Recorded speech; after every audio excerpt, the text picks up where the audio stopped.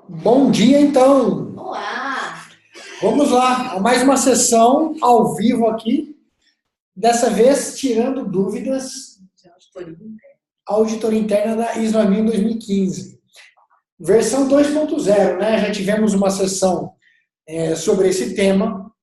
Algumas pessoas gostaram, outras nem tanto, porque acabaram vindo muitas dúvidas que não eram diretamente relacionadas à auditoria e isso acaba consumindo muito tempo.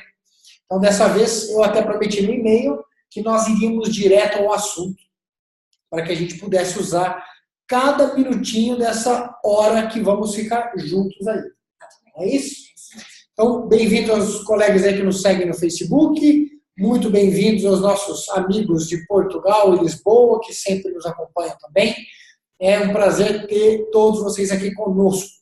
E para aquecer os motores, tem uma galera, foram mais de 500 pessoas inscritas para esse bate-papo, né? E para aquecer aqui, nós vamos começar, deixa eu compartilhar com vocês, com algumas dúvidas que chegaram por e-mail. Veio muita coisa por e-mail. Está dizendo para a Dani, se a gente fosse responder todas as dúvidas que vieram por e-mail, nós não daríamos oportunidade para quem está aqui ao vivo nos ouvindo. Então, nós separamos algumas para inspirar vocês. Eu sempre gosto de começar com algumas enquetes aqui. Vamos lá, então. Primeira pergunta.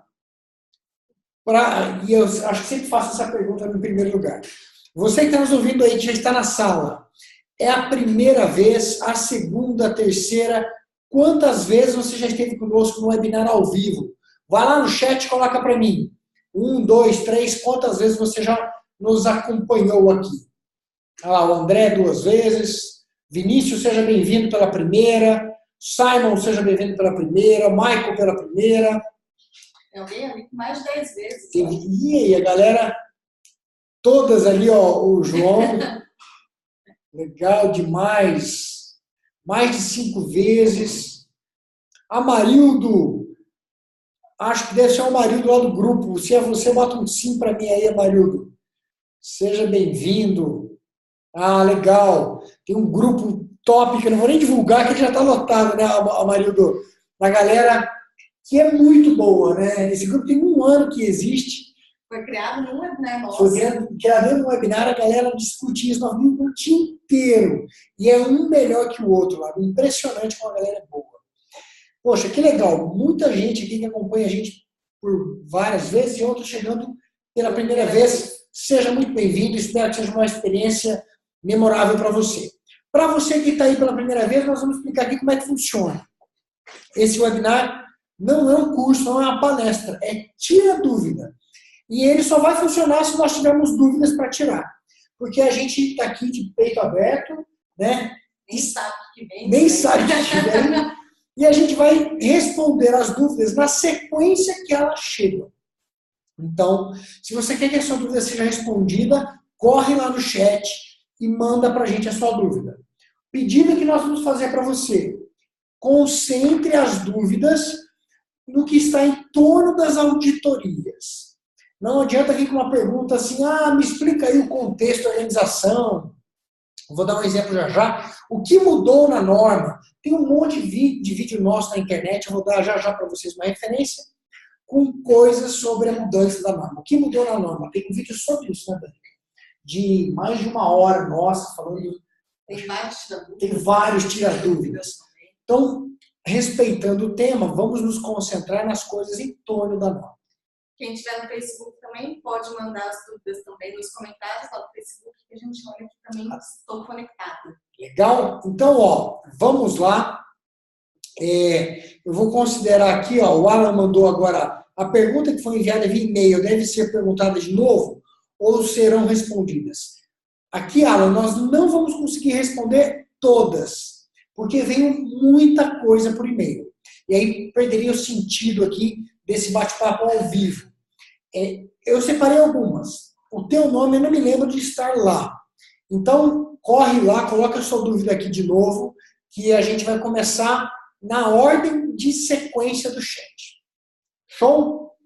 Vou compartilhar novamente aqui. Vamos lá, então. Para aquecer os motores. Primeira dúvida que veio por e-mail da Clécia. Ela diz o seguinte: a minha dúvida é em relação à auditoria de upgrade da 2015.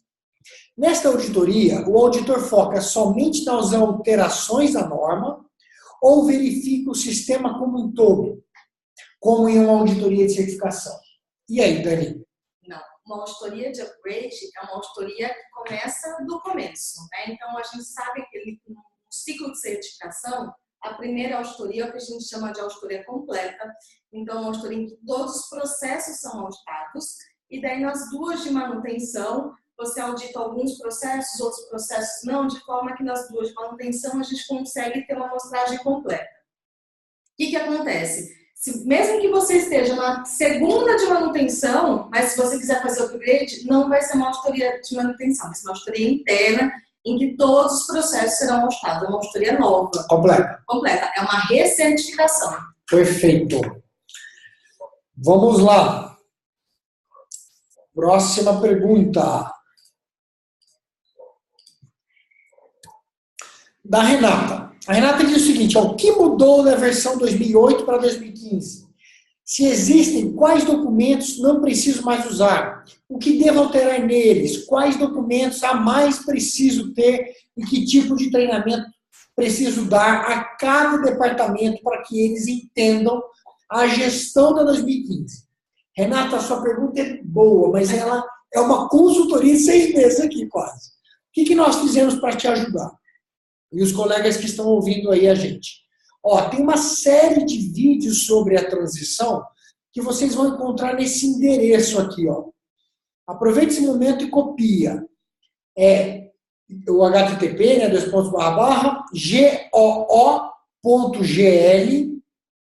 Isso aqui é um encurtador de URL do Google.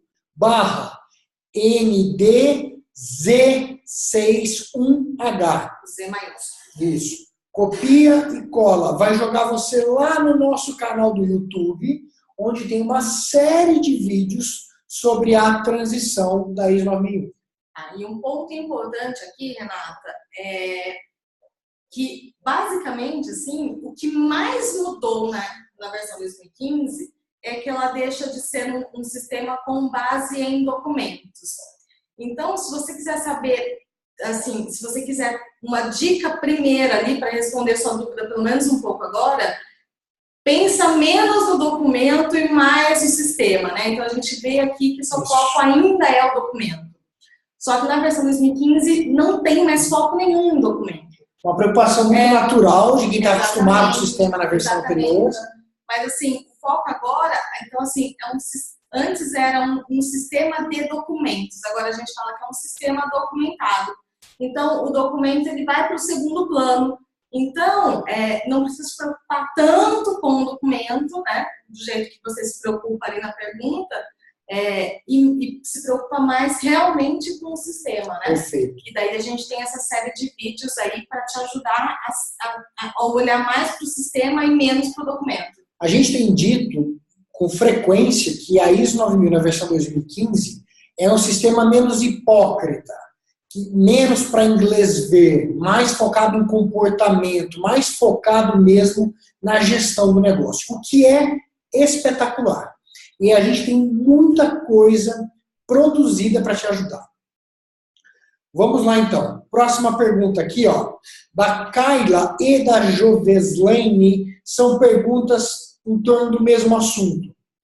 Uma das minhas dificuldades é como evidenciar, apontar e mensurar de forma simples a mentalidade de risco, mesmo sabendo que essa mentalidade pode causar prejuízo.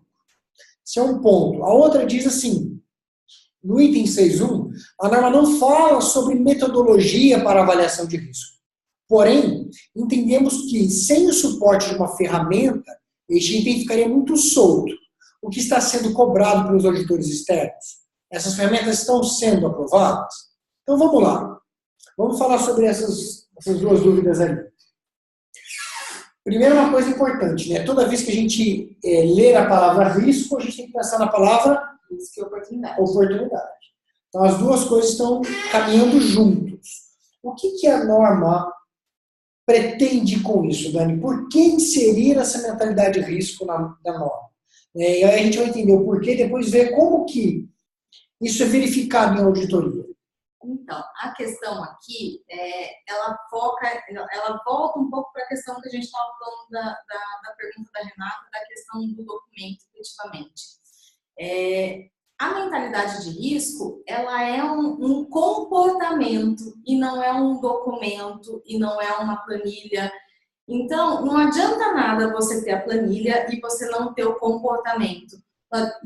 Então, antes de você pensar em documento, de como avaliar, mensurar, é importante fazer essa mudança de pensamento, é importante fazer essa mudança de mentalidade, efetivamente. Esse comportamento é muito importante. Perfeito. Então, o que o auditor vai querer ver, independente do documento, efetivamente? Então, aqui a gente já demonstrou aqui na Tempo os documentos que a gente utiliza para essa abordagem de risco, só que não adianta ter o documento se você não tem essa mentalidade. Faça essa simulação, faça esse jogo com a sua própria equipe. Estimule esse comportamento para que todas as situações, e você, enquanto papel de liderança, é importante estimular esse comportamento. Então, pega, qual que é o risco disso? Qual que é a oportunidade que a gente tem? Então, a mentalidade de risco, ela não é, então, nesse momento eu vou auditar o item 6.1. O item 6.1, que é o item de riscos e oportunidades, ele é auditado durante toda a auditoria. Então, o tempo todo que o auditor está ali conversando em cada um dos processos, ele está verificando. Mesmo porque lá no item 4.4, quando a gente fala de processos, fala que a gente tem que abordar riscos e oportunidades. Então, não é uma coisa específica do item 6.1, igual a gente tinha nas auditorias anteriores. Então agora eu estou auditando o item de objetivos da qualidade, eu estou auditando o item de indicadores, por exemplo. Não. A auditoria na versão 2015, ela é uma auditoria completa. Então, tem vários requisitos que eu verifico ao longo de todos os processos, e aí chega no final tem uma conclusão, se aquilo está inserido ou não. Perfeito. E vou só acrescentar dizendo o seguinte, como o sistema está muito mais focado na gestão, o bom auditor, ele quer perceber se aquelas pessoas, aqueles gestores, têm a preocupação com aquilo que pode dar errado. É o mais preventivo possível. O que pode dar errado? Mas dar errado onde? Em tudo aquilo que é importante, em tudo aquilo que é relevante, em tudo aquilo que impacta a qualidade do produto ou serviço, em tudo aquilo que pode colocar o seu negócio em risco. Tanto para risco quanto para oportunidade. O pensamento da oportunidade é o inverso. O que pode melhorar. Então, o bom auditor quer ver essa preocupação. Vem cá, o seu sistema está funcionando, mas o que pode melhorar nesse departamento? O que pode melhorar naquele processo? O que pode melhorar no seu modelo de negócio? Como o seu cliente pode ficar mais feliz? Exatamente. Né? E é nesse ponto que aquele nosso mapeamento, que é a tartaruga turbinada, ajuda muito os auditores. Porque como a gente já identifica em cada processo os riscos e as oportunidades, fica muito mais fácil essa discussão para o auditor. Né? Porque você consegue realmente verificar. E o que é importante? É óbvio que quando a gente vai auditar uma empresa, é óbvio que a gente tem as nossas percepções. O fato da gente ter uma experiência diferente, da gente de repente conhecer uma outra empresa que seja do mesmo ramo. Então pode ser que a gente tenha uma percepção enquanto auditor diferente. Então pode ser que eu encontre ali, ou que eu identifique algum risco que vocês da empresa não tenham identificado. Então, esse diálogo é importante. Olha, mas você não identificou isso? Eu não identifiquei isso por conta disso, disso, disso. E o auditor, ele vai vendo na conversa, ele vai vendo ali de uma forma muito empírica mesmo, como que a empresa tratou esse risco e oportunidade, como que ela realmente fez. Então, é um item a ser auditado que não é um item de documento. Deixa eu ver o seu risco e oportunidade. Não. A parte, o 4.1, né? Aquela parte inteira do contexto da organização.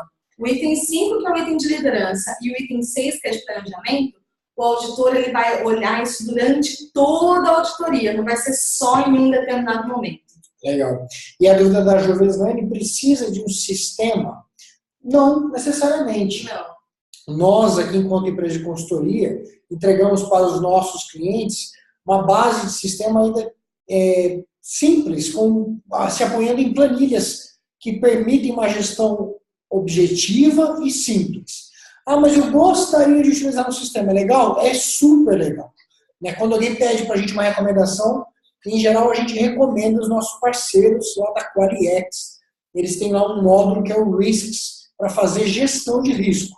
Então, se essa é a sua visão, a necessidade da sua empresa, super legal. Vai dar ainda muito mais condições de gestão mais apurada desse assunto. Legal? E a última pergunta, para a gente começar a responder as perguntas que vieram por chat, a última pergunta é da Miriam, dizendo assim: em toda empresa existe um planejamento estratégico? O manual da qualidade seria o mesmo? Bom, dá para só fazer um comentário? A Miriam pergunta isso muito provavelmente por conta do item 4 da norma, que é o contexto da organização. E aí, Miriam, respondendo a sua dúvida, nem toda empresa tem um planejamento estratégico, apesar de nós aqui acreditarmos que todas deveriam ter. Porque o planejamento estratégico, ele dá toda a direção para a empresa. Além de dar a direção, ele enaltece quais são os pontos fortes e fracos daquela organização. Se está usando uma matriz SWOT, por exemplo. Quais são os pontos fracos que eu tenho que trabalhar para mitigar e os fortes que eu vou usar para poder aproveitar as oportunidades, combater as ameaças, fazendo uma análise externa. Então, sendo objetivo na sua resposta, nem toda empresa tem, mas a gente acredita que deveria ter. A nossa consultoria recomenda: desenvolva ou revalide missão, visão, valores, faça análise das partes interessadas, desenhe uma matriz SWOT, analisando o ambiente interno e externo, e depois desdobre os processos que são necessários para atender o direcionamento estratégico desse planejamento. E aí você vai ter todo o desenvolvimento de indicadores, metas e assim por diante. Tá? A segunda parte da pergunta dela, manual da qualidade. E aí? Não precisa ter.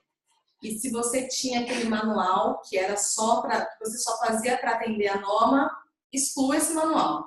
Agora, se você tem um manual que realmente você utiliza em sua empresa, seja um manual interessante, pode manter.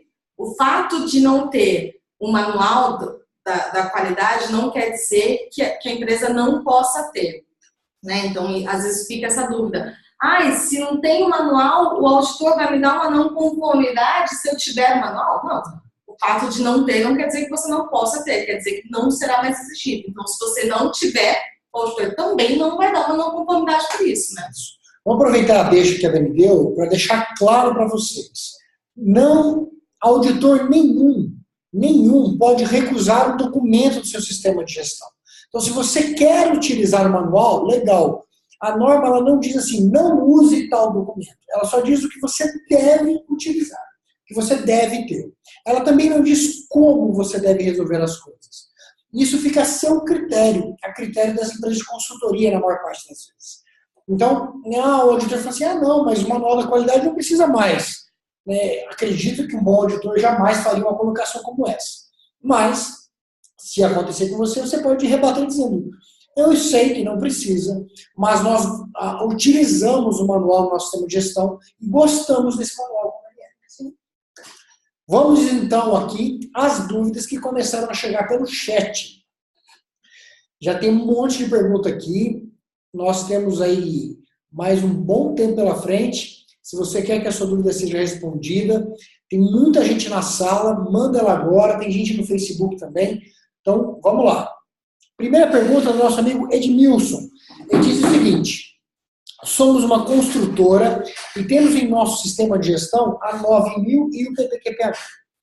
Nós temos muito cliente nessa condição que a gente faz a consultoria assim. Até o momento, não se observou o alinhamento dos pré-requisitos do PB e a versão 2015 da ISO. Perfeito, Edmilson. Como os organismos de certificação estão lidando com essa particularidade na construção civil? Bom, vamos lá. A primeira coisa, você não tem um alinhamento do PBQPH com a ISO 9000 versão 2015 porque você não é nosso cliente.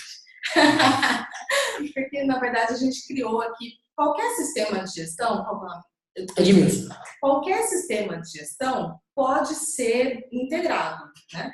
É óbvio que quando a gente vem com a ISO 9001 e a ISO 14001, que tem o mesmo anexo SL, integrar esses sistemas de gestão ficou muito mais fácil. Sem dúvida. Agora, a 18.000 virando ali a ISO 45001, que também vem com a anexo SL, que é uma tendência ali dos sistemas de gestão, obviamente fica muito mais fácil integrar esses sistemas de gestão. Mas o fato do PBQPH não ter o mesmo texto da ISO 9001 da versão 2015 quer dizer que esses sistemas não podem ser integrados? Não. A gente consegue integrar normalmente. Sempre que a gente quer integrar o sistema de gestão, a gente desenvolve um documento que chama tabela de compatibilidade. Então, a gente pega os requisitos de uma norma, identifica em quais requisitos eles são compatíveis, quais requisitos são diferentes. Quando os requisitos são diferentes, a gente sempre utiliza o mais restritivo. Perfeito. Utilizando um exemplo ali, por exemplo, a parte de documentação. O requisito de documentação, que é o 4.2 ali para o BQPH, é mais restritivo do que a ISO 9001 versão 2015. Então, quando a gente for falar de documentos, qual versão que a gente vai utilizar? A gente vai utilizar para o BQPH porque é mais restritivo. Então, agora, a partir de agora, fica uma decisão estratégica sua da sua empresa. Se você quiser manter as duas certificações, o PBQPH mais a ISO 9001, você vai precisar fazer essa tabela de compatibilidade e implementar esses sistemas de forma integrada. Se você não quiser mais a ISO 9001, se você quiser só o PBQPH, daí sua certificação vai ser só o PBQPH. Mas se você quiser manter as duas certificações, você tem que fazer essa tabela de compatibilidade e implementar esses requisitos dessa forma. Perfeito. A dificuldade acaba sendo um pouco maior quando a Dani cita que na nossa consultoria, o que nós fazemos aqui é facilitar isso para vocês. Então, quem é cliente da Templum tem ali, na mesma consultoria, o atendimento das duas normas na versão mais atualizada. Exatamente. Perfeito. O pessoal está dizendo que a sua voz está um pouquinho baixa, para a gente falar um pouquinho mais alto. Nós estamos também resolvendo isso com o microfone novo, está chegando aí. Já. Mas eu vou chegar mais perto. Vamos lá. O Wellington diz o seguinte: no processo de auditoria de certificação, qual o nível de abrangência o auditor irá fazer em relação aos riscos levantados? Mesmo utilizando uma FEMEA como ferramenta para definir as prioridades, podemos ter algum problema caso o auditor não concorde com as prioridades levantadas pelas áreas da organização? Não. Porque você vai definir o que é prioritário. O auditor pode discutir, né, Dani? Ele pode argumentar, falar, puxa, observando esse processo, eu identifico um risco aqui, como vocês estão tratando esse risco, qual é a visão de vocês, mas não chegar ao ponto de dizer para você assim, não, isso aqui não pode ser priorizado dessa forma. A não ser que seja alguma coisa que seja parte de um requisito legal ou estatutário. Né? Daí o auditor ele pode sim, se tiver alguma coisa relacionada com isso, o auditor ele pode ter algum tipo de indagação, ele pode dar ali uma oportunidade de melhoria, mas ele pode dar alguma constatação se isso estiver ligado a algum requisito legal ou estatutário. Mas o que a gente tem visto dos auditores um jogo de cintura ali, né? Não posso nem falar de jogo de cintura, mas assim, eles têm ido até as empresas com uma mente bem aberta. Vamos discutir como que a empresa trabalha, como que a empresa atua, como que a empresa identificou. E só realmente se for alguma coisa muito gritante, alguma coisa relacionada a esses requisitos, que daí ele pode falar alguma coisa. Senão, ele vai respeitar ali a sua forma de priorizar e a sua forma de tratar esses riscos. Você vai encontrar vídeos nossos mostrando a nossa metodologia. Em geral, a gente identifica risco desde o planejamento estratégico, desde todos os processos, levamos os riscos para uma matriz de gestão de risco. Lá é feita uma priorização e nós levamos os prioritários para um plano de ação onde utilizamos o 5W2H como ferramenta para dizer o que será feito, quem vai fazer, quanto vai gastar com aquilo, onde aquilo, qual é o processo impactado e assim por diante. Mas não é uma exigência normativa este método. Legal. A Cibele diz o seguinte: tem um processo com 2 braços participativos e requer conhecimento diferente para cada um. Posso fazer um mapeamento de processo só ou faço 2? Pois as pessoas têm conhecimento específico para cada um. Vamos ver se a gente entendeu bem isso aqui. Ela tem um processo com 2 braços participativos e requer conhecimentos diferentes. Olha, vamos ver se eu entendi aqui, Dani, a dúvida da Cibele. Cibele, se é um processo, eu recomendo que você faça um mapeamento de processo. Não importa se esses braços que vocês dizem são pessoas que participam do processo. Na nossa visão e na forma como nós mapeamos os processos, quando você tem que dizer quais são os conhecimentos necessários, nós recomendamos que você ignore as pessoas que fazem parte daquele processo. Para que você tenha condição muito objetiva de verificar quais são os conhecimentos necessários para executar as atividades daquele processo. Eu vou mostrar rapidamente, porque vai ficar mais didático. Só fazer uma observação aqui, que eu acho importante falar. Quando a gente fala de processo, nós estamos falando de transformação. Sempre. Então, não tem um processo, tanto que quando a gente mostra a nossa tartaruga turbinada ali, todo mapeamento começa com o objetivo do processo, porque o processo está ligado com um processo de transformação. Então, o que vai definir se você vai fazer 1 ou 2 processos são transformações diferentes. Se é a mesma transformação com conhecimentos, é um único processo. Então, assim, se eu tenho ali uma entrada e uma saída, e a saída é uma saída para aquele processo, mesmo que para executar aquela saída eu utilize conhecimentos diferentes, vai ser um processo. Isso, e por definição, para ser um processo, precisa haver um processo de transformação. Exatamente. Então, aí você tem que, bem colocado pela Dani, não vou repetir para ficar redundante, mas é bem por aí. Tangibilizando o que eu acabei de dizer para você, essa é a planilha que a gente usa para fazer mapeamento de processo. Identifica qual que é o processo, qual é o objetivo dele. Aqui, ó, você vai identificar como que é monitorado se esse objetivo é atingido ou não. Vem aqui para as atividades, quais são as atividades que são executadas para atingir esse objetivo. Elas dependem de que entradas, geram que saídas, como que você monitora se as saídas estão conforme ou não, né, os requisitos de saída. E aqui embaixo a tua pergunta, ó, conhecimento. Quais são os conhecimentos necessários para poder executar essas atividades? Estes conhecimentos, no primeiro momento, você ignora as pessoas. Quando você vai voltar a dar atenção para essas pessoas? Quando você chegar em RH e verificar se aquelas pessoas que fazem parte do processo têm aqueles conhecimentos necessários ou não. Exatamente.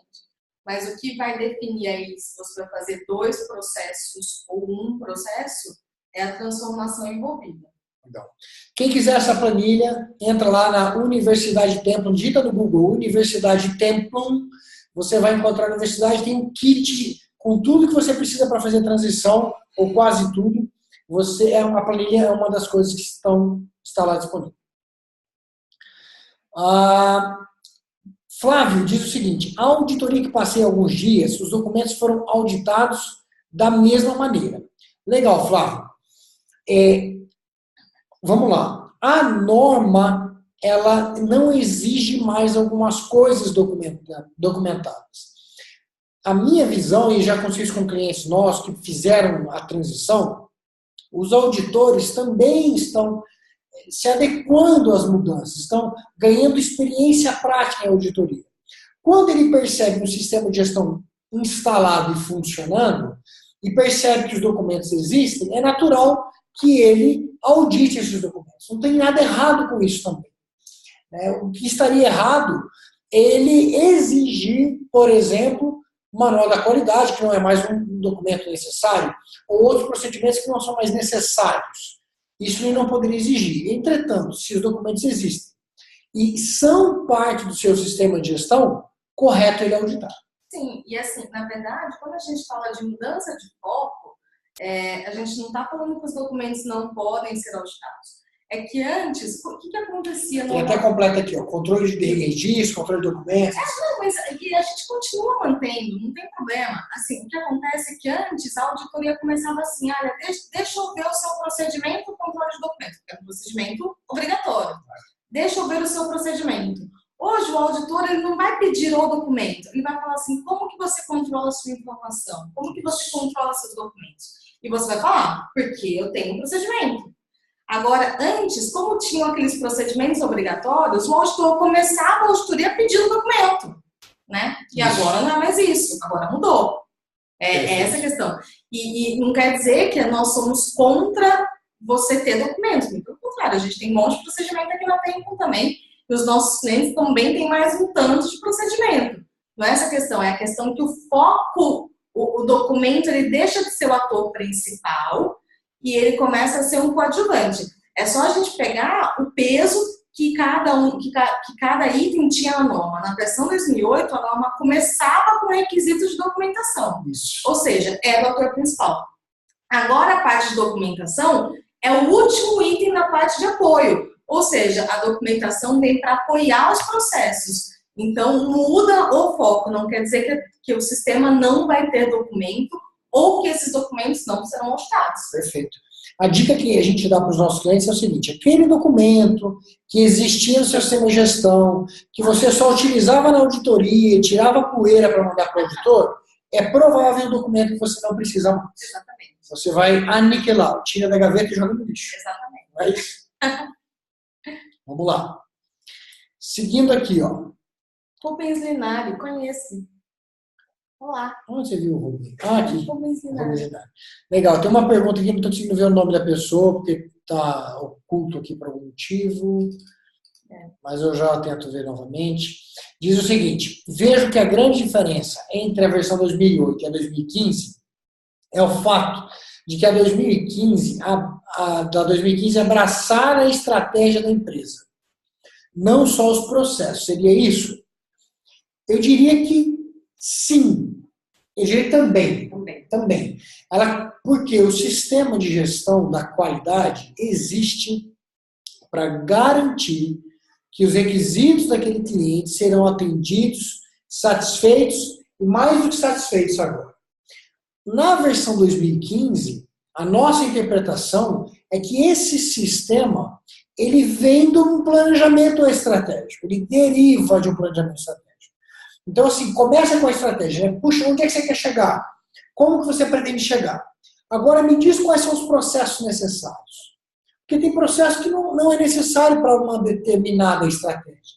Exemplo, se no planejamento estratégico de uma empresa fica definido que ela precisa escalar o número de clientes de forma vertiginosa, exponencial, é muito provável que essa empresa precise aprender a lidar com a internet. Se o negócio dessa empresa é um produto super premium one-to-one, que ele vive de indicação, a internet é pouco relevante. Né? Então, são processos que vão existir ou não de acordo com a estratégia. Exatamente. E aqui também, a norma, ela se importa muito atualmente com o resultado entregue pela empresa. Né? E resultado geral, não é só... a gente está falando de resultado financeiro, de resultado de processos, de resultado de satisfação do cliente, de resultado da qualidade do produto ou serviço. E o resultado é a saída, é a grande transformação da empresa. Né? Então, não adianta a empresa ter o planejamento estratégico e não ter todo o plano de ação para cumprir o planejamento estratégico. Então, é a grande entrada. Se a gente pensar em um grande processo de transformação, o planejamento estratégico é a entrada, é a ponta do iceberg, mas o sistema ele vai muito abaixo ainda da ponta do iceberg. Show de bola. A Marilda está aí com a gente ainda? Dá a nota aí para as respostas, hein? Marilda é puta do consultor bom. Olha só. Eu quero você aqui com a gente para fazer um webinar ao vivo com a galera, hein? Vamos lá. A próxima aqui do Alan. Ele diz o seguinte: na empresa que trabalho, e vários funcionários trabalham. Vamos lá? Na empresa que trabalho e vários funcionários trabalhamos com o PJ, contratado MEI, muito comum hoje em dia. O auditor externo, quando vier fazer a auditoria pela primeira vez, vai considerar eu como sendo da alta direção e apto para responder qualquer questão sobre a liderança e o ambiente da empresa ou somente os diretores, donos, será levado em questão? Ótima pergunta. Bom, primeiro que o auditor não pergunta qual é o vínculo empregatício daquela pessoa. Eu nunca vi isso acontecer. Porque, na real, com o mundo moderno que nós estamos vivendo, as empresas estão cada vez mais se utilizando de coisas como essa. Tem gente hoje que tem uma empresa no escritório virtual, trabalha em casa e o parceiro do cara é um sujeito em Xangai, ou na Índia, ou num lugar distante. Isso não faz diferença. Isso não faz diferença para o sistema de gestão. Então, o que o auditor vai querer perceber é assim, quem são os líderes aqui? E a liderança não tem nada a ver com vínculo empregatício ou até com cargo. Porque muitas vezes, dentro de vou dar um exemplo aqui de uma manufatura, no chão de fábrica, pode ter um operador ali que exerce a liderança sobre os colegas e não tem um cargo para tal. Então, o que é relevante para o sistema de gestão? O que o auditor precisa perceber? Quais são as pessoas que fazem parte desse processo? Pode ser, isso não é exagero da minha parte, um colaborador que está alocado, ou que não seja um colaborador, que faça muita importância no processo, que é um terceiro na Índia, prestando serviço de desenvolvimento de software. E aí? Né? Então, não se preocupe com essa questão do vínculo. Se preocupe, sim, com o comportamento e envolvimento das pessoas. É isso que o auditor quer perceber. É isso mesmo. Né? Vamos lá, Dani. Uma pergunta aqui da Duane, ou do Duane. Aí você me perdoe, não sei se aqui pode ser um homem ou uma mulher. Acredito que seja uma mulher. Bom dia. Com relação à auditoria interna, para ser auditor líder, quais são as qualificações obrigatórias? Primeira parte da pergunta. O auditor líder precisa ter treinamento na versão vigente da norma e uma quantidade de auditorias que já realizou? No caso da nossa empresa, o único auditor líder treinado na versão 2008 da norma saiu. E agora precisamos verificar como ficam os treinamentos e qualificações, já pensando no 2015. Temos alguns auditores internos treinados na versão 2008. Então, vamos lá resolver ali uma salada de termos ali, né? Primeiro que para fazer a auditoria de primeira parte, então sou eu, dentro da empresa, fazendo a auditoria na minha empresa. Para fazer a auditoria de primeira parte, não é obrigatório ter o curso de auditor líder. A obrigatoriedade do curso de auditor líder ela acontece em duas situações. Uma para organismos externos, então se eu sou auditora de um organismo de certificação, eu preciso ter essa competência. Ou então, quando isso está indicado no próprio procedimento da empresa. Mas daí é por um requisito interno, porque para fazer a auditoria de primeira parte, eu só preciso ser auditor interno, não preciso ser auditor líder. Para ser auditor líder, qualquer pessoa pode fazer esse curso? Sim. Recomenda-se que a pessoa já tenha um prévio conhecimento sobre a norma que ela vai fazer, porque é um curso puxado, né? Então é um curso longo, é um curso denso, é uma prova bem difícil, é uma prova longa, é uma prova bem difícil. Então, e é um curso caro. Então, é importante que a pessoa que vai fazer o treinamento já tenha um prévio conhecimento para ter um melhor aproveitamento da norma. Mas para fazer a auditoria interna, eu só preciso ser auditor interno. Perfeito. Na 2015, no caso, tem que fazer essa... Na 2015. E a questão da versão 2008 tem algumas questões, porque todo curso de auditor, seja auditor interno ou seja auditor líder, é baseado numa norma de auditoria, que é 19011. A norma 19011, ela sofreu modificação em 2012, ela começou a valer no final de 2012. Então, né, tem gente que fala assim, eu já tenho o curso de auditor na versão 2008, é só fazer então o curso de interpretação da versão 2015, eu já estou apto? Não, porque a norma de auditoria mudou. Então, você tem que fazer um curso já com a nova norma vigente para conseguir ter validade nesse treinamento. Lá no comecinho da sessão, eu deixei a tela avisando do horário de início, divulgando um curso de formação de auditor interno da Tempo, que é muito bacana, feito em parceria com um organismo de certificação e um auditor líder devidamente certificado, dando para vocês a visão de duas empresas ao mesmo tempo. Então, vale muito a pena fazer. Tem uma versão 2.0 desse curso vindo aí. Todo mundo que comprou a versão 1.0 vai ganhar a 2.0, então não se preocupe em comprar agora e começar a fazer esse curso. O Eric Oliveira pergunta, durante as auditorias, estão tendo dificuldades para mostrar oportunidades?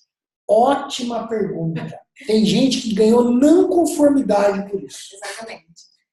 Mas isso eu acho que é um pouco do ser humano, né? O ser humano ele tem uma tendência a ser muito mais pessimista do que otimista. Então, quando você vai falar de risco, todo mundo tem um monte de risco para falar. Você vira e fala assim, nós vamos pensar em oportunidades, né? O que pode melhorar, o que tem de bom. Isso. Todo mundo fica mudo, né? E o que é importante isso? Quem realmente entende de oportunidades de melhoria é quem está participando do processo ativamente. Então, às vezes, a falta de encontrar oportunidade é também a falta de conversar com os envolvidos no coração do processo. E quem está no coração do processo, gente, vamos lá. A gente que participa de empresa, a gente sabe o que precisa melhorar. Eu vou dar alguns exemplos que eu uso em treinamento sobre isso, para vocês terem isso na mente quando pensarem nessa dificuldade. Um dos exemplos que eu dou é da troca de pneus na Fórmula 1. O primeiro vídeo que eu mostro no treinamento é o primeiro pit stop que foi feito com Fittipaldi em 1900 e lá, que eles levaram um tempão ali para fazer, tem um monte de problema, de risco, EPI faltando, etc. Hoje, o pit stop da Fórmula 1 é feito em segundos, são, 3 segundos, o cara troca os 4 pneus. Foram gastos bilhões de dólares nesse processo. Ainda hoje, a Fórmula 1 gasta milhões de dólares para melhorar o processo que aparentemente não tem mais o que fazer. Não tem que fazer, mas tem. Um outro exemplo que eu dou nesse treinamento. O Bolt correu aí abaixo de 10 segundos, né? A indústria de atletismo e pessoal de corrida estão gastando milhões de dólares para tentar fazer o homem correr abaixo de 9 qualquer coisa. Milésimos de segundos ali, né? Então, se dá para melhorar esse processo, dá. Chega um ponto que fica caro, que fica mais difícil, mas é possível. Sim. Vamos lá. Aqui. Bom dia, Adriana. Falando de ferramentas sobre FEMEA, se aplica a todos os ramos? Com a ISO versão 2015, tem se falado muito nessa ferramenta. Legal. FEMEA é um negócio super legal. Se aplica em qualquer lugar, todos os ramos, empresa de qualquer tamanho. Né? Basicamente ajuda a identificar os modos de falha de processo. É uma ferramenta muito utilizada em gestão de Six Sigma, por exemplo. É uma das ferramentas do pacotinho de Six Sigma, que é um método de gestão que se baseia muito em dados para tomada de decisão. Então, sim, dá para usar. A gente não utiliza na nossa consultoria, porque a gente encontrou outros caminhos que a gente considera um pouco mais simples, mais fáceis de serem aplicados. Como a nossa consultoria 90 e tantos % dela acontece através de uma plataforma de tecnologia, e nós atendemos empresas de todos os tamanhos, em todos os lugares do Brasil, a gente tende a buscar sistemas mais fáceis de implementar. Mas, respondendo a sua pergunta, sim, dá para usar em tudo quanto é tipo de empresa. Eu só acho que também tem uma questão ali do grau de maturidade da empresa com relação à abordagem de riscos também, né? Porque o FEMEA, como o Igor falou, é uma ferramenta um pouco mais complexa de se implementar. E se a empresa não tiver ali uma maturidade um pouco maior, na abordagem de riscos, pode ser uma ferramenta que vai complicar mais do que facilitar a vida da empresa nessa análise de risco. Eu vou dar um exemplo, Dani, porque tem uma pergunta duas para baixo, que ela diz o seguinte: a recomendação que tive foi usar a FEMEA. Teríamos outra mais prática e simples? Justamente. Então, vamos dar um exemplo aqui, voltando no método que a gente usa. Ó, aqui, pessoal, lá no contexto de organização, por exemplo, como que a gente identifica risco?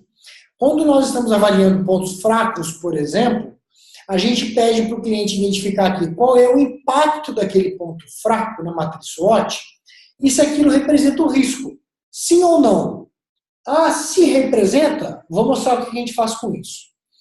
Oportunidade. Este ponto forte pode ser potencializado? Vocês vão utilizar esse ponto forte para alguma coisa? Sim ou não? Se sim, o que a gente faz com isso?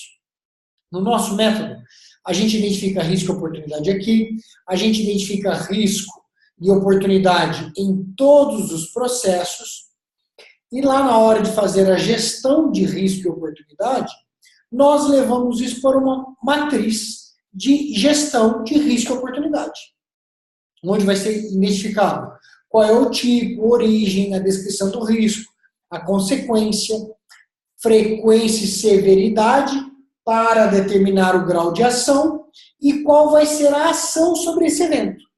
O que a empresa vai fazer? Ela vai aceitar ou vai atuar? Toda vez que você decide atuar, eu vou resolver o problema ou aproveitar a oportunidade, legal. Isso vai para um plano de ação, onde você vai dizer, puxa, o que será feito? Qual é o efeito esperado? Quem vai fazer? Qual o processo impactado? Quanto de dinheiro eu preciso? Qual é a data limite para implementar? Já foi implementado? Foi eficaz? Pronto. Resolvemos a gestão de risco e oportunidade com esse conjuntinho de duas planilhas. É uma forma que a gente entende ser mais simples também. Então, aproveito e respondi a tua pergunta aqui, Sônia. Vamos lá. Nós estamos nem respirando entre uma pergunta e outra para poder responder o máximo possível. Hoje a gente quer ver a avaliação nota 10 aqui nesse evento. Porque da outra vez teve um 7. 7 para a gente é quase uma ofensa. A gente fica sem dormir 3 dias, a Dani não almoça, briga com o marido em casa, é um problema. Então vamos lá. Quando vocês pontuam que o auditor irá verificar a gestão de risco durante toda a auditoria e não através de uma ferramenta, o que vocês sugerem para uma auditoria interna? Aonde temos mais pessoas envolvidas? Aonde temos mais pessoas envolvidas? Legal. Muita dúvida em torno disso. Né? É, isso que eu ia falar. Eu acho que tem até vídeo nosso falando só sobre isso. Se não tiver, a gente vai fazer. Mas eu acho que tem. José, é o seguinte. Fala você que já fez isso. Eu não fico aqui falando sozinho. Eu acho que a auditoria interna, eu falo que a auditoria interna é o que a gente pode chamar de fogo amigo, tá, José?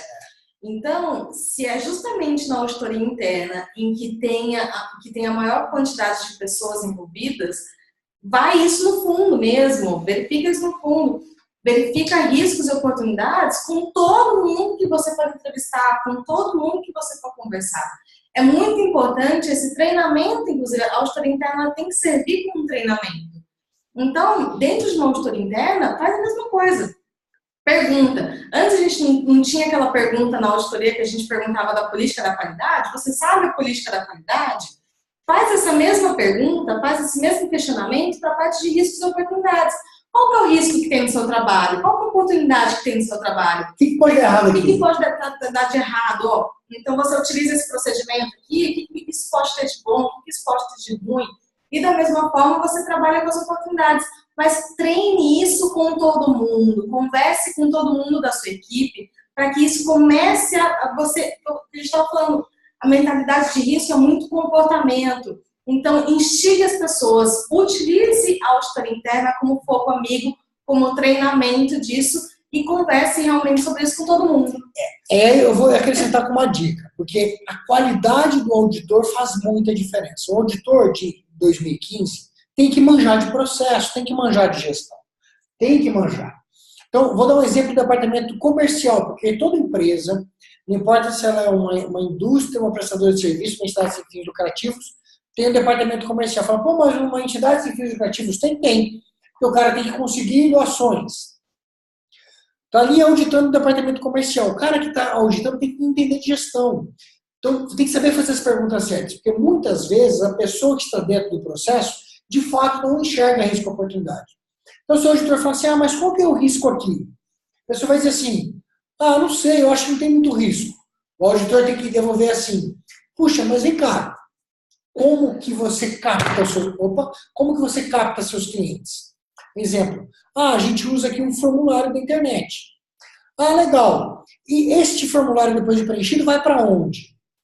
Ele vai para o e-mail. Poxa, aí o auditor. E se a pessoa que recebe o e-mail não ver o e-mail? Vai fazer o cara pensar. Vai por e-mail? E se o e-mail for para a caixa de spam? Já identifiquei dois riscos. Dois riscos de um interessado no seu produto ou serviço não ser identificado porque você está usando a ferramenta errada. Solução para o problema. Puxa, então usar o e-mail para identificar ali os interessados no produto é um risco? Vai lá para a matriz de risco, isso tem uma relevância alta, porque impacta o fluxo de caixa da empresa, e vai ter um plano de ação. Vou sugerir aqui, adotar uma ferramenta de gestão de CRM ou PRM, que vai fazer a gestão dos seus leads que são gerados pela internet. Pronto, resolvi o problema. E o mesmo raciocínio para a oportunidade. Que perguntas são feitas? Não é assim, mas qual é a oportunidade? Não. Você tem que entender da gestão, entender do negócio para fazer a pergunta que leve para o risco, que leve para a oportunidade. E no nosso curso de auditor interno, a gente tem um roteiro das perguntas que você consegue mais instigar respostas que são boas para a auditoria também, né? Perfeito. Nós temos mais 8 minutos para cumprir o horário que nós prometemos para vocês. Já somos super pontuais para começar e terminar. Vou antecipar aqui as desculpas, porque certamente algumas vão ficar sem resposta. E nós vamos deixar os 2 minutos finais para mostrar para vocês um roteiro de auditoria, um plano de auditoria, e dar para vocês uma referência de checklist de auditoria que a Templum usa para auditar os seus clientes. Mas vamos lá. Deixa eu ver aqui. Legal. A próxima, a recomendação. Já respondemos essa. Da Sônia. Para toda a cadeia automotiva, o manual da qualidade é necessário? Cadeia automotiva. Depende. Se a gente está falando de ISO 9001, não. Né? É que depende. Se a gente está falando da ISO TS, aí... Então, a ISO TS ela teve uma alteração também recente, tanto que ela agora ela chama IATF, e a IATF, a base dela é a ISO 9001-2015, né? Então, eu tenho como base a ISO 9001-2015 e eu tenho requisitos específicos da cadeia automotiva na norma IATF. Só que na cadeia automotiva, o manual da qualidade é muito exigido como requisito interno, até para você garantir, então, como que você atende determinado requisito. Então, na homologação de fornecedores, no caso de terceiros, prestadores de serviços, o manual da qualidade é muito exigido para você avaliar o atendimento do sistema de gestão. Mas, enquanto norma, com a revisão recente que teve, perfeito, também não é mais obrigatório. Perfeito. Aqui na empresa, estamos em fase de definição do uso do mapeamento de processo formato da Templum, como referência para cobrir riscos e oportunidades. É uma boa iniciativa. É uma boa iniciativa? Nós somos suspeitos, né? Somos suspeitos para responder, mas segurança que a gente pode passar para você, João. A Templum já auxiliou na certificação e recertificação, leia-se, migração de dezenas, está quase uma centena de clientes já na versão 2015. Então, é incontestável os documentos e o procedimento que a gente sugere para atender a norma, porque já foi submetido à certificação de dezenas de empresas já submeteram a sua certificação em dezenas de organismos de certificação também. E os auditores de certificação, eles gostam bastante da nossa documentação, principalmente da tartaruga, que facilita muito o trabalho deles, uma vez que a informação praticamente que o sistema de gestão exige esteja em um único documento. Então, os auditores sempre gostam, elogiam e gostam bastante dessa documentação. A Vera diz: oi pessoal, estou usando as planilhas que vocês disponibilizaram. Legal. Vamos ver se vem coisa boa, né? E já passamos por auditoria de recertificação da nova versão. Fizemos um mapeamento definindo alguns riscos, inclusive que já são monitorados em nosso processo, e utilizamos o formulário de gestão de riscos passo a passo, como informado no formulário. Depois desdobrou em um plano de ação, em outro cronograma que monitora os prazos. O auditor disse que atende, mas ainda fico na dúvida.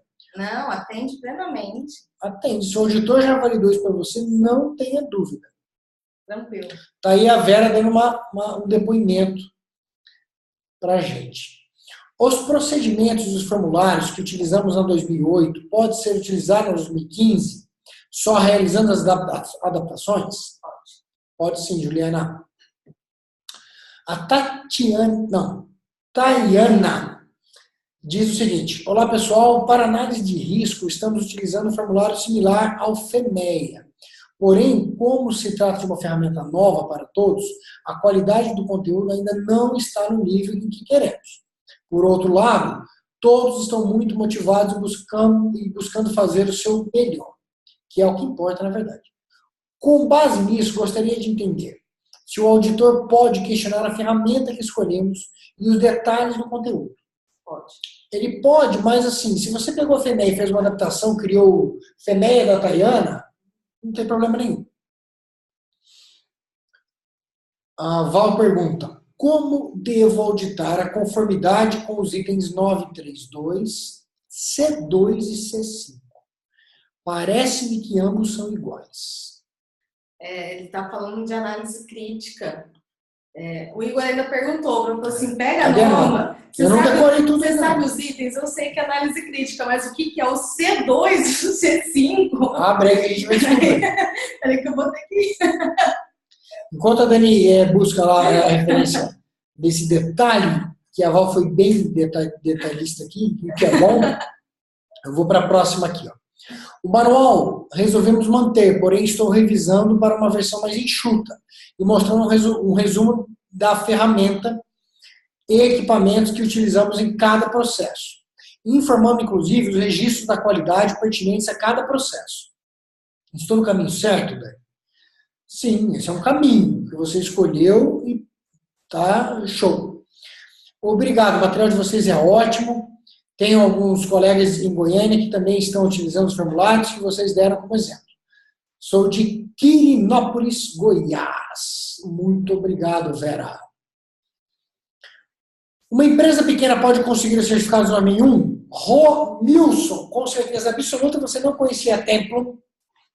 O jabá rapidinho. Nós já certificamos empresas de 1 a mais de 5.000 funcionários. E 52% dos nossos clientes são nano empresas, que têm até 15 colaboradores. Então, sim, totalmente possível e recomendado. 932C. C2 e C5. C5. C2 é a extensão na qual os objetivos da qualidade tenham sido alcançados e os resultados de monitoramento e medição.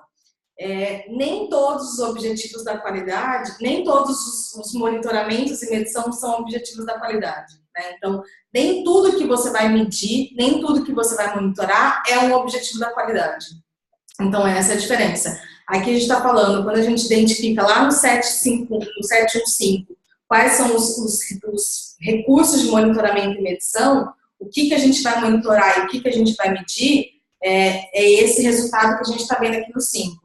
E lá no 2 é de forma objetiva os objetivos da qualidade. Mas nem tudo que é monitorado e medido é um objetivo da qualidade. Perfeito. Bom, chegando aqui no final, antes de encerrar, nós vamos mostrar para vocês tá aí na tela, o plano de auditoria interna bem simplificado, né, Dani? Quer explicar ele? Todo mundo pede, né? Todo mundo pede para fazer a relação do requisito com o que vai ser auditado, né? Então, o nosso plano ali tem o nome da empresa, o critério da auditoria, né? Então, qual norma que vai ser auditada ou quais normas serão auditadas. Se tiver algum requisito estatutário também, então, por exemplo, no mercado farmacêutico tem a RDC 67, que faz parte da auditoria, coloca ali como critério também. O escopo, né, do sistema de gestão, qual que é o nome do auditor que vai auditar. Então, ali a gente definiu contexto da organização, planejamento, a gente colocou os requisitos relacionados, daí ali, então, é só colocar o nome de quem vai ser auditado, né, aí coloca o nome do auditado, onde está dia 1 e dia 2, coloque os dias, né, se for mais de 2 dias de auditoria, é só colocar mais colunas ali do lado, ali. Daí coloca se vai ser auditado no dia 1, no dia 2. Eu particularmente gosto, então, por exemplo, entendendo a organização. Quem vai ser auditado é a Dani, o Igor, o Rodrigo e o Guilherme. Por exemplo. E daí, ali no dia 1, eu gosto de colocar o horário. 8 horas. Isso. Daí fica super simples. Simples. Ali embaixo, quem que elaborou o plano, quais são os itens que não são aplicáveis ao escopo, né, que é a questão da exclusão, que agora a gente fala de aplicabilidade, informações aplicáveis, então, qual que é a frequência de realização da auditoria interna, quando que foi feito anterior e quem que fez anterior. E ali no campo de observações, possíveis observações ali sobre a auditoria. Tá? Simples.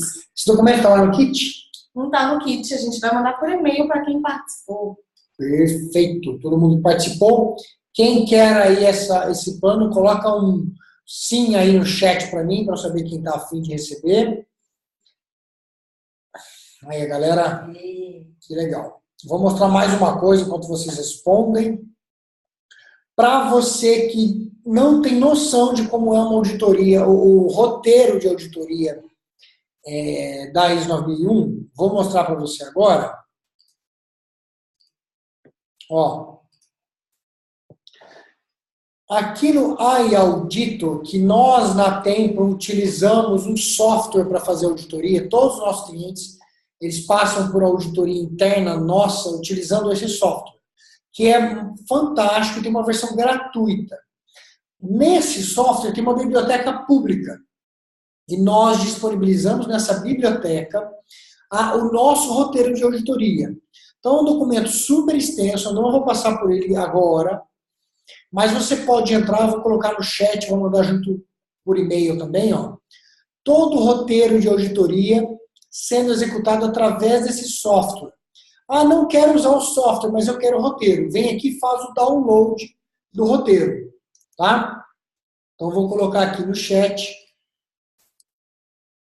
o endereço para vocês acessarem esse documento. Está lá no chat.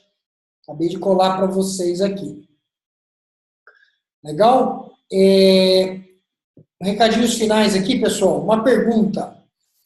Quem está nos ouvindo que ainda não fez a transição e ou melhor, vou fazer uma pergunta melhor. Escreve para mim no chat se você já é certificado na 2015, coloca lá assim, 2015. Se você está fazendo a transição, coloca lá transição. Se você não começou a fazer nada, escreve assim, não comecei. Só para a gente ter ideia de como é que está isso aí. Então, se você já é certificado,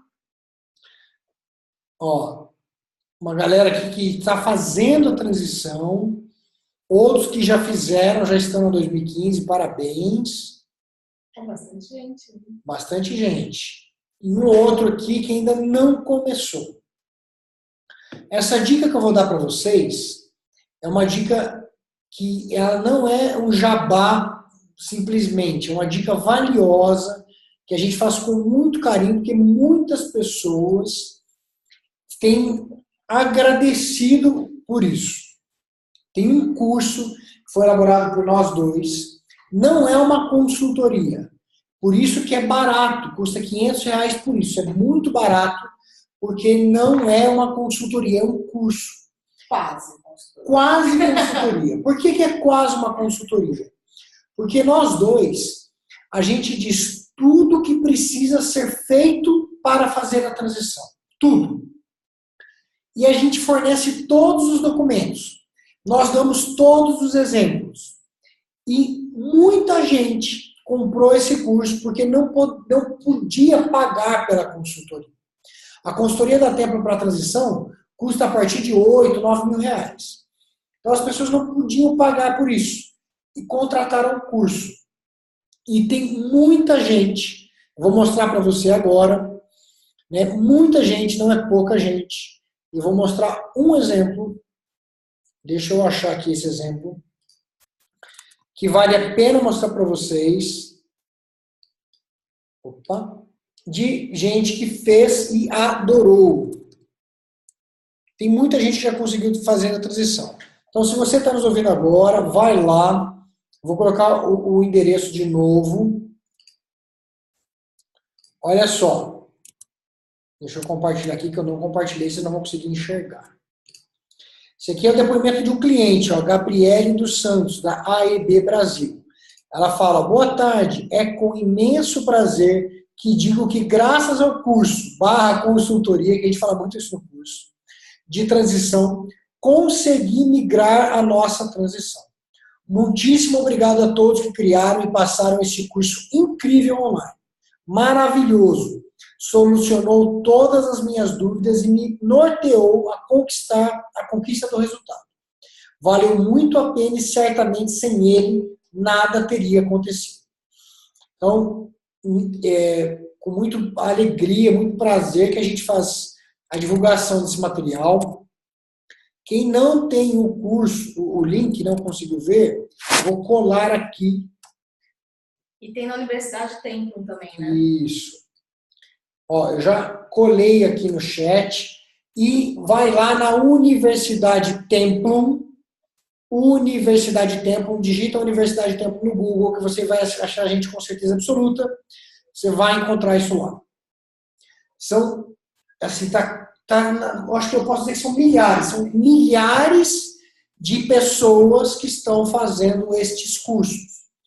É óbvio que a gente prefere vender a consultoria, porque tem mais valor agregado, tanto para você quanto para nós. Mas se você é um RD que não pode contratar uma consultoria porque seu chefe não deixou ou não tem dinheiro para isso, o curso é garantia de resultado. Vai dar certo. Legal? Pessoal, para encerrar, ainda tem uma galera com a gente aqui na sala. Por favor, uma nota aí de 0 a 10 do quão útil foi esse tirar dúvidas para você. As críticas são bem-vindas. Legal, bastante 10. Muitíssimo obrigado. Ó, que bom, tem um 9 ali. Um 9. Já uma balançada ali, né? Legal. Ó, não tirou as minhas dúvidas. O Rodrigo. Rodrigo, fique tranquilo que nós vamos verificar aqui a sua dúvida e vamos responder para você por e-mail. E nós estamos com um projeto de criar um e-book com as perguntas mais frequentes desse tema. Então a gente vai fazer isso e divulgar em breve, tá? Ó, o Altair disse que não recebeu o link. O link, Altair, eu vou mandar por e-mail para todo mundo que participou.